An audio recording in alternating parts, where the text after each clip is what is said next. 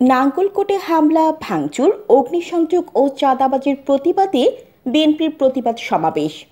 প্রতিহিংসা পরায়ণ সরকারি স্থাপনা, ব্যক্তির বাড়িতে অগ্নিসংযোগ, ভাঙচুর ও চাঁদাবাজির প্রতিবাদে কুমিল্লার নাঙ্গলকোটে উপজেলা ও পৌরসভা বিএনপি, যুবদল, স্বেচ্ছাসেবক দল, ছাত্রদলের উদ্যোগে বৃহস্পতিবার উপজেলা সদরে র্যালি ও প্রতিবাদ সমাবেশ অনুষ্ঠিত হয়েছে।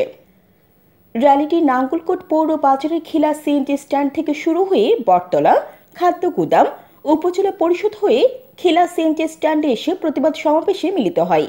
পরে পৌরসভা বিএনপি সাবেক সভাপতি আনোয়ার হোসেন মুকুলের সভাপতিত্বে খিলা সিএনজি স্ট্যান্ডে অনুষ্ঠিত প্রতিবাদ সমাবেশে বক্তব্য রাখেন উপজেলা বিএনপি নেতা মাজহুল ইসলাম সুপু, চেয়ারম্যান গোলাম রসুল, চেয়ারম্যান আলী আক্কাস, মাস্টার সাইদুল হক, ডাক্তার শাহজাহান, হুমায়ুন কবির দুলাল, শহীদুল্লাহ কাশেম, পৌর বিএনপি নেতা ডাক্তার বাহার, মনির হোসেন, উপজেলা স্বেচ্ছাসেবক দলনেতা ইউসুফ আলী, উপজেলা যুবদল নেতা সেলিম জাহাঙ্গীর মন্টু, সালেহ আহমদ, পৌরসভা যুবদল নেতা আশরাফুল আলম উজ্জ্বল, পৌরসভা স্বেচ্ছাসেবক দল নেতা মফিজুর রহমান প্রমুখ।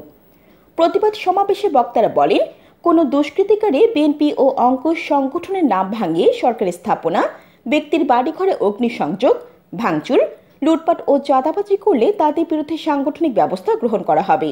এছাড়া অন্য কোনো দুষ্কৃতিকারীও যদি এসব ঘটনা ঘটায় তাদেরকে প্রতিরোধ করুন এবং আর কোনো ঘটনা যাতে না ঘটাতে পারে সকলকে সজাগ থাকার আহ্বান জানান।